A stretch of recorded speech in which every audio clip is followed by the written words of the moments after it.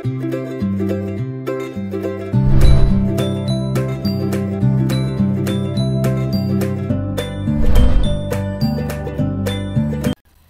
ريت لو عجبتكم الفيديوهات تشتركوا في القناة وتفعلوا الجرس.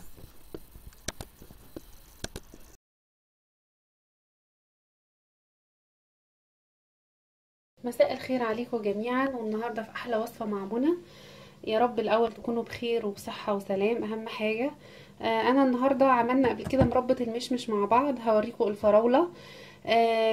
وطبعا احلى مربات هي مربات البيت، يعني اللي بيعمل مربى في البيت ما بيقدرش ياكل خالص واحده اللي من بتاعه بره بجد. يعني طعم مربى البيت هي دي فعلا المربى اللي بتبقى حلوه. فانا عندي دلوقتي ده مربى الفراوله، ده كيلو فراوله. طب هي ليه منى عملت كده زي ما عملنا في المشمش؟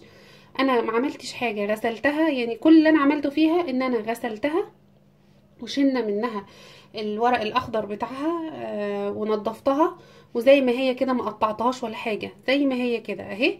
وقمت رايحه دلقه عليها او السكر، نص كميه السكر. كميه السكر كيلو الفراوله بياخد حوالي كيلو الا ربع سكر.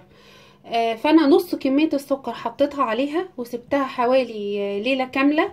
ليله كامله لحد يعني ليله كامله ل6 ساعات لحد ما تتحول لكده. شايفين اهو الكاميرا هي جايبه، هتلاقي السكر فصل العصير بتاعها وبقت بشكلها كده بالشكل ده. هي دي اللي بتستوي فيها المربى، لان المربى مش بنحط عليها ميه، فبنعمل الحركه دي عشان تنزل العصير اللي في قلب الفواكه وتستوي فيه. وحطيت نص كميه السكر، يعني الكيلو الا ربع سكر، حطيت نص كميته هنا وسبتها من اقل حاجه 6 ساعات عشان تديني اللي هو ان هي تفصل منها. بس انا بيتها ليله كامله.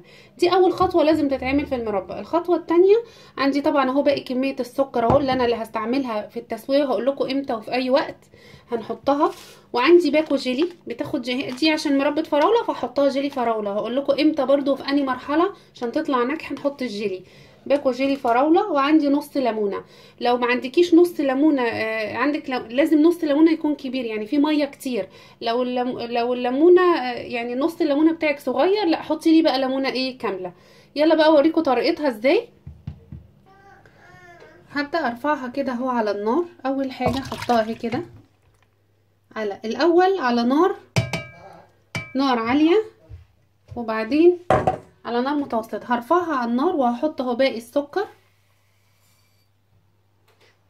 اهي. هبدا ارفعها على النار، وده باقي السكر اهو احطه اهو فيها، ومشغله النار. اول حاجه نار عاليه يا دوبك تغلي، وبعدين نار متوسطه، وهوريها لكم برده ازاي. يعني الاول عاليه يا دوبك تحسيها بتغلي في بعض، وبعدين على نار متوسطه، وهوريها لكم برده مراحل التسويه بتاعتها. لما بدات اهي على النار السكر اهو بدا يختفي منها.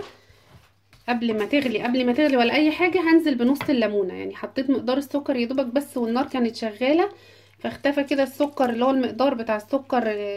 بعد لما كنا نقعينها فيه حطيت كل المقدار، وهعصر عليها هي الليمونه. ولو بذر نزل معايا من الليمون اشيله.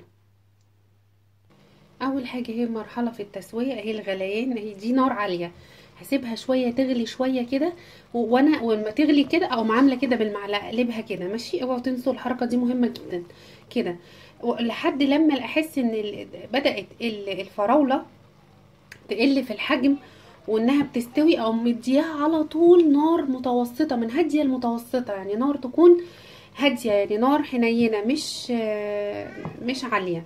وهوريها لكم برضو ازاي مرحله التسويه اللي هي التانية. بصوا بعد ما بدات تغلي حوالي كده هو 10 دقايق او 12 دقيقه على نار عاليه.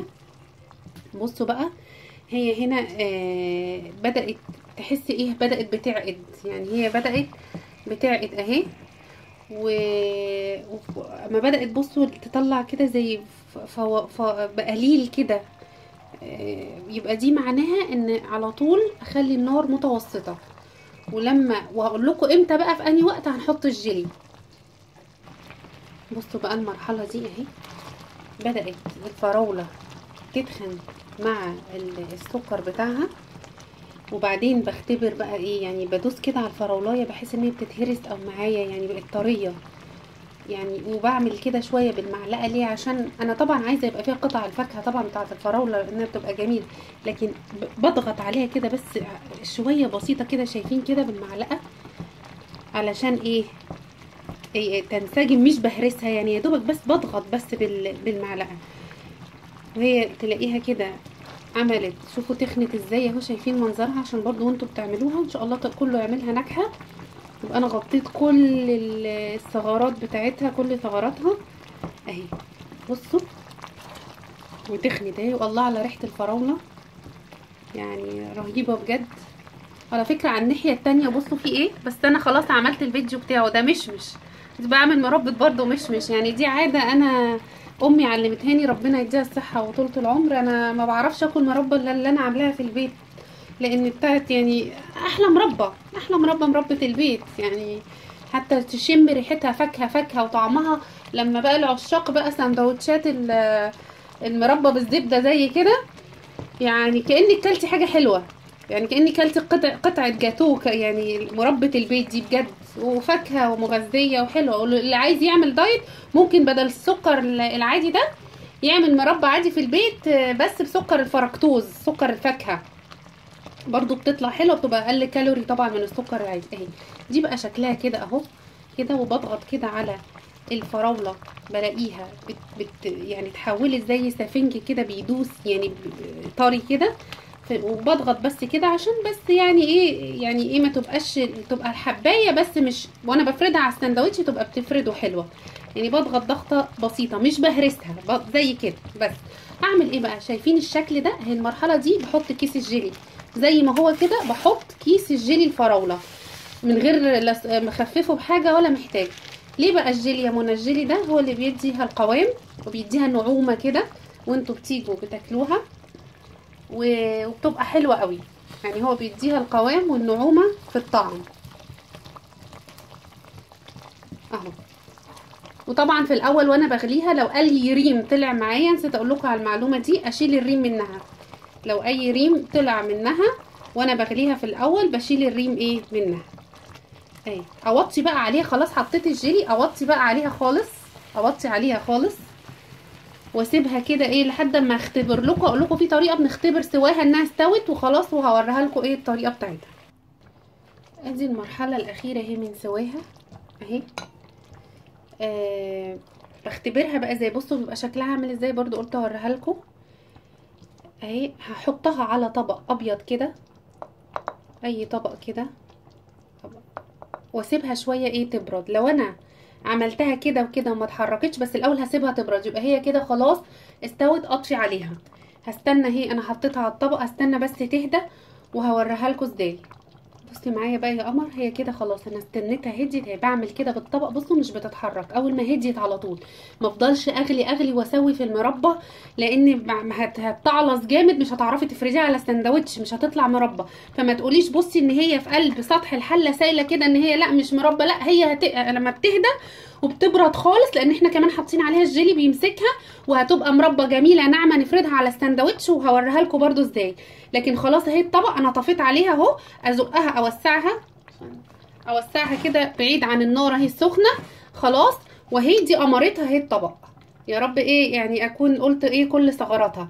خلاص اعمل كده، حطيت معلقه في الطبق اهي خلاص، يبقى خلاص استوت. حتى لو كانت هي في الحله باينه ان هي سائله، دي هتمسك بعد كده. عشان لو فضلت اغلي واتخن فيها، اجي افردها على السندوتش بتبقى عامله زي عارفه زي حطبه كده، مش بتفرد زي عامله زي ما يكون ملبن ناشف كده، مش حلوه خالص.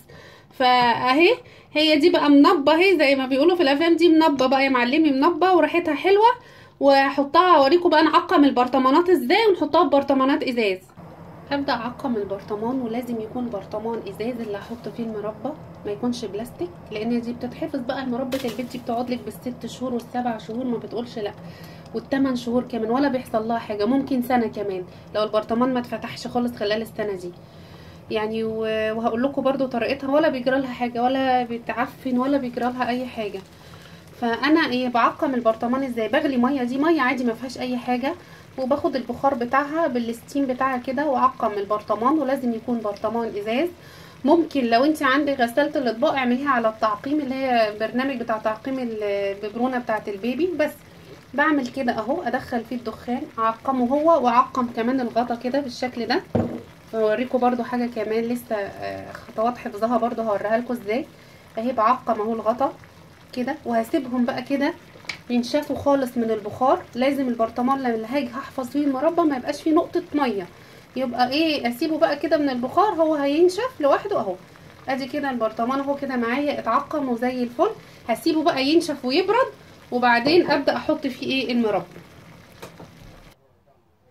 هبدا اهو، سبتها هديت شويه، شوفوا لما هديت بتتخن ازاي، فما تقلقيش. ولسه كمان لما تتحط، وعبيها في البرطمان، اما تتحط في التلاجة هتاخد كمان القوام. كنت في حاجه عايزه اوريها لكم. انا هعبي البرطمان اهو كله، وانا بعبي البرطمان شايفين ده غطا اهو البرطمان، تمام. هعمل ايه في الغطا البرطمان ده؟ هحط عليه نقطه عشان احنا هنحفظها، عشان تفضل ايه بالشهور ولا بيجرى لها حاجه. نقطه كده في غطا البرطمان من الزيت، اي زيت، بس زيت ما يكونش ليه ريحه، يعني مش اي زيت، يعني ما ينفعش زيت زيتون ان ليه ريحه. زيت مثلا عباد شمس، زيت ذره، ما بيبقاش ليهم ريحه. وشايفه نقطه الزيت دي كده، اعملها كده كده في الغطا، بحيث ان انا افردها على غطا الزيت، نقطه بس من الزيت، والباقي انطره بقى كده منها، يعني في الحوض او كده ابدا انطر باقي الزيت الزياده دي، لان دي من برضو شروط تخزين وحفظ المربى، ولا بيجرى لها اي حاجه، ولا يجي لها بكتيريا ولا اي حاجه. يعني نقطه هي من الزيت على الغطا، والزياده النقطه الزياده دي انطرها كده منها. برضو اوريكم قوامها على الساندوتش اهي بعد ما هديت خالص. بصوا عامله ازاي، مربى ناجحه وجميله. واللي هيجربها بعد كده الطريقه دي، انا غطيت كل تركاتها وكل حاجه فيها، بجد بجد مش هيعرف ياكل المربى اللي هو اللي يعملها في البيت بالفواكه بتاعته اللي بيشتريها ويعملها في البيت. فبصوا اهي على الساندوتش اهي، بصوا جمالها، وريحه الفراوله رهيبه، وبصوا عامله ازاي. جربوها وان شاء الله هتعجبكم. لو في اي سؤال برضو ابعتولي في الكومنت هرد عليكم. وان شاء الله اشوفكم فيديو على خير في وصفه حلوه تكون احلى مع منى. مع السلامه. وما تنسوش لايك وشير لو الفيديو عجبكم عشان القناه تكبر. وبحبكم قوي، واشوفكم على خير. مع السلامه.